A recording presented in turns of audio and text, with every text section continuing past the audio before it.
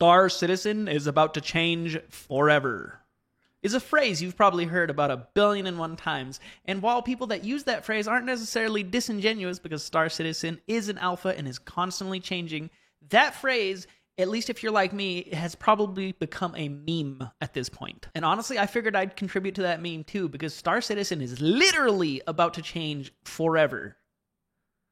I can't say it. I can't say it without just kind of kicking myself.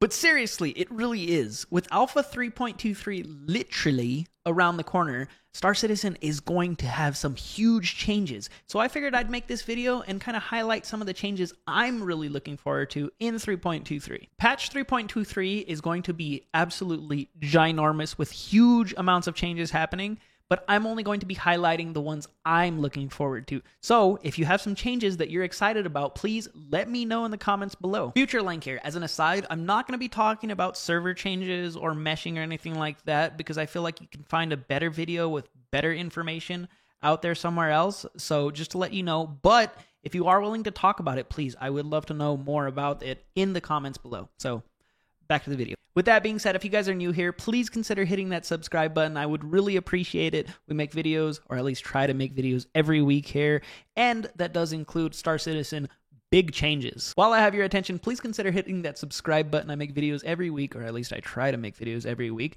and among those are Star Citizen videos. So if you like that and you like other content, hit that subscribe button. Also, if you're looking for a community of gamers that like Star Citizen and other games, consider checking out the Discord, which is linked below. All right, let's get into the video. The first changes coming in 3.23 that I want to talk about are the changes that are coming to the FPS portion of Star Citizen. I think at this point, Star Citizen is understood as a space sim kind of game. But what I think a lot of people don't understand or don't really think about is that it's still an FPS kind of game. And while I see the potential it has in the FPS genre, I think a few things need to be tweaked, need to be modified, need to be enhanced in order for it to be viable as an FPS game. If you didn't know, in Star Citizen, your armor has extra slots for magazines for your gun. And I think the max slots you can have on an armor, correct me if I'm wrong, is either 8 or 10. I can't remember which one it is. But those are the max amount of mags you can have on your body to quickly reload when you're in combat. If you want to bring more magazines into a combat situation, you have to put them in your backpack.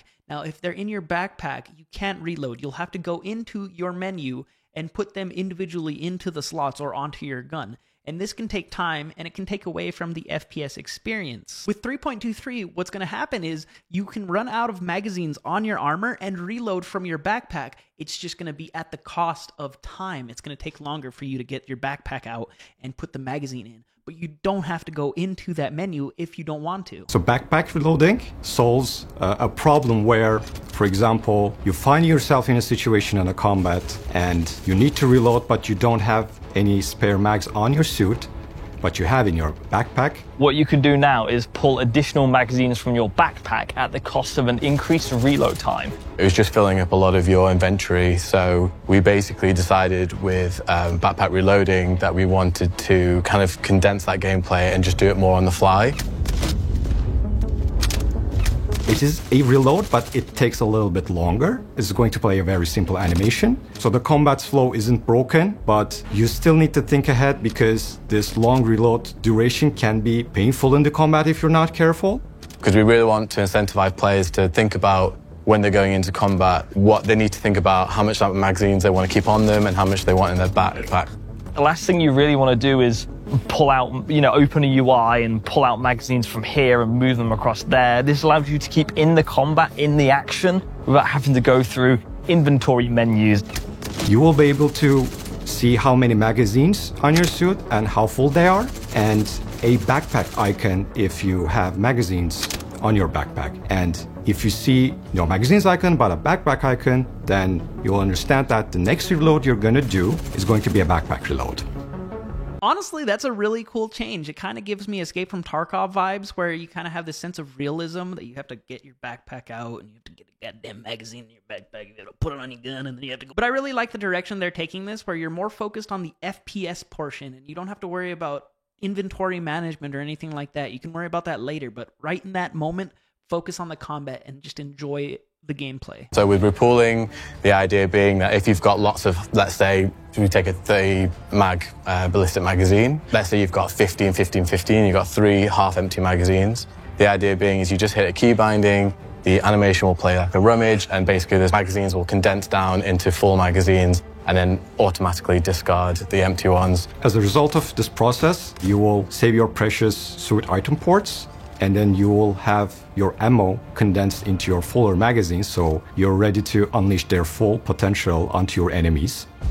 So with our new UI display HUD, we've basically got a number of the bullets in your magazine, and then we've also got a number of your combined bullets on your total player. Again, this change is giving me Escape from Tarkov vibes because it's a little bit realistic to imagine that you're not going to use a magazine with 3 bullets left, but you don't want to just get rid of that magazine. You take the bullets out and you add it to the magazine.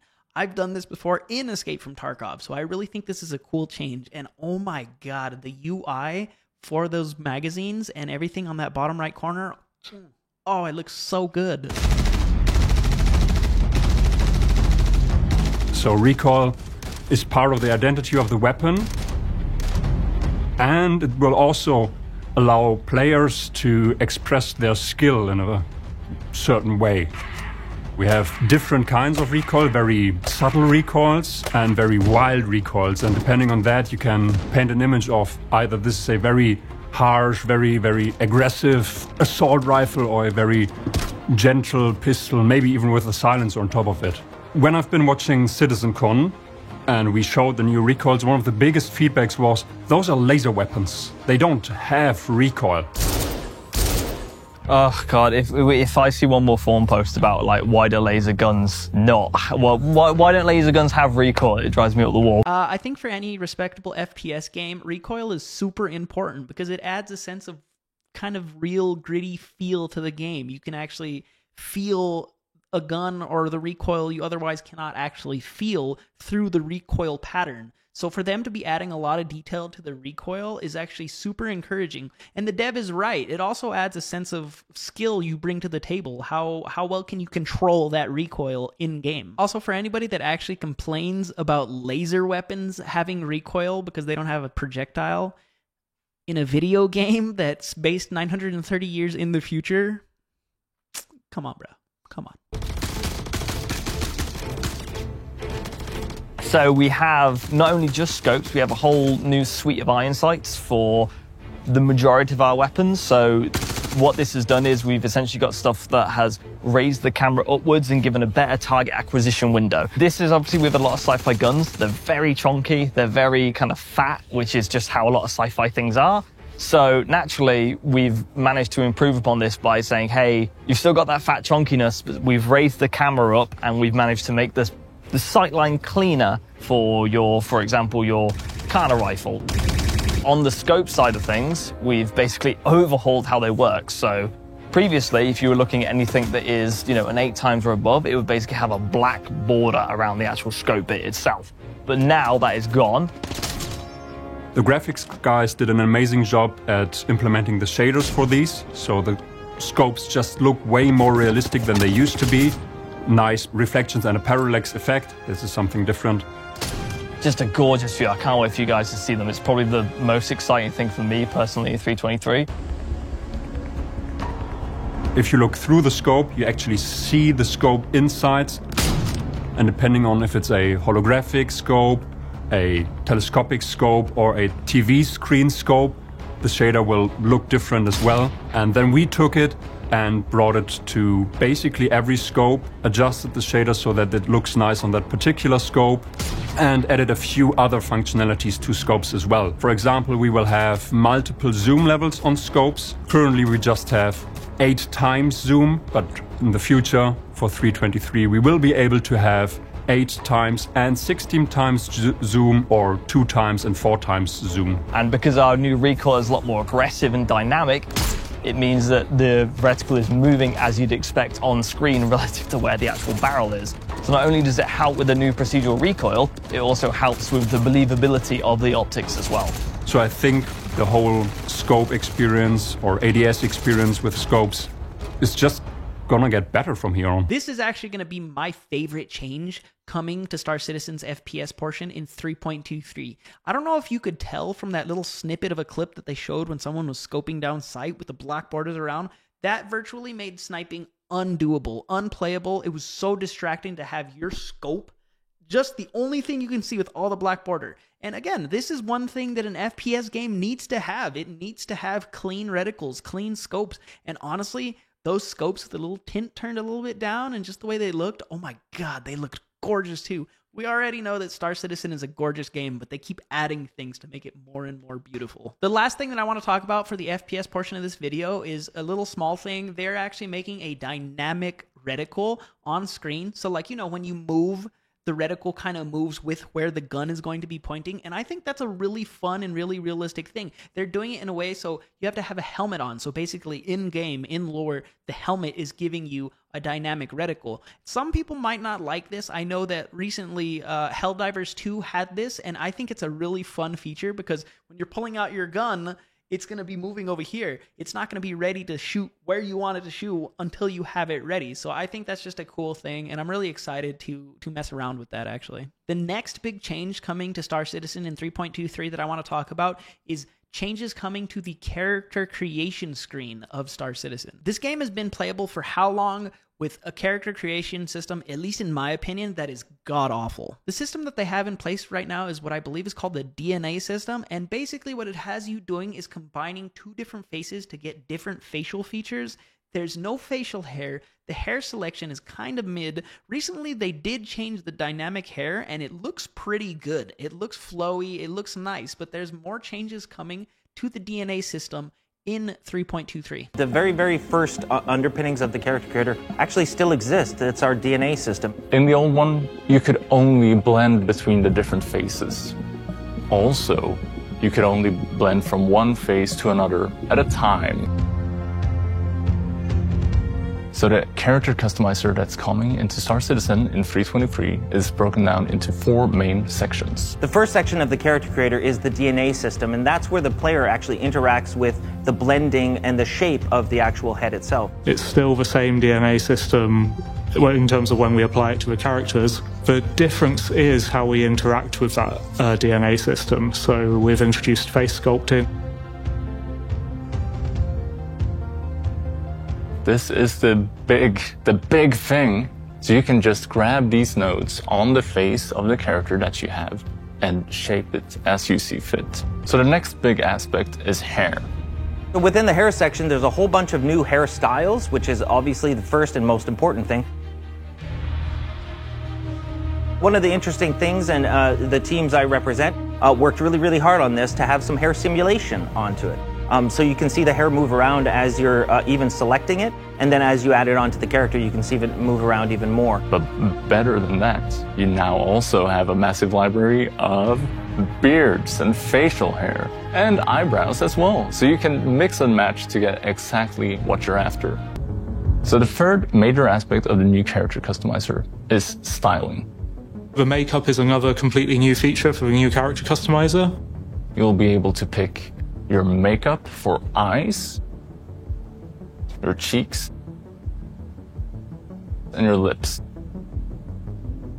Again, another massive change coming to Star Citizen in 3.23. What video game do you know that has a character creation system that you haven't poured hours into the character creation alone? I don't know if you noticed, but these things that I'm talking about are pretty standard across the board for a lot of different video games. And I know Star Citizen is quite ambitious, and sometimes they just haven't gotten around to a certain feature, or maybe they worked on it, but they put it on the backlog to focus on something else.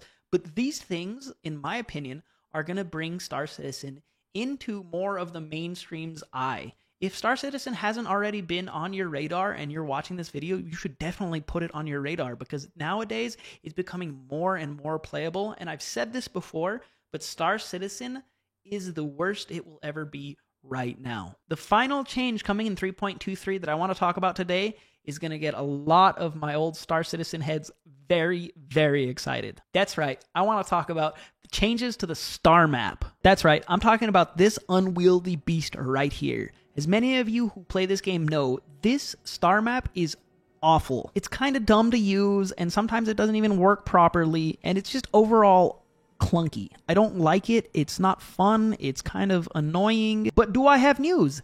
This bad boy is changing. Now, I know to some that might sound kind of trivial, but to people who've played this game, it's a pain in the cheeks. And honestly, I think it's a barrier to enjoy this game and a barrier for new players to really get into the pacing of this game. So again, another massive change coming in 3.23. I wasn't lying when I said Star Citizen is about to change forever. So stupid. Again, in this video, I've only covered a few changes coming in 3.23 that I personally am looking forward to. There is a ton more changes that are going to be huge for the game coming. I really want you guys in the comments below to tell me more changes that are coming and some of your favorites that you're most excited about coming in 3.23. Is it server meshing? Is it something else? Let me know. I want to thank you guys for watching this video. If you've made it this far, I really do appreciate it. And if you're new here, again, consider hitting that subscribe button. We make lots of content out here, lots of Star Citizen stuff going on. Again, if you haven't already, join the Discord. It's an awesome community. We're very chill, so please bring the correct vibes. And also, I do a ton of live streaming over on twitch.tv/LANK. Please do me a favor and go follow that as well if you haven't already. Once more, thank you so much for watching, and I will see you guys next time.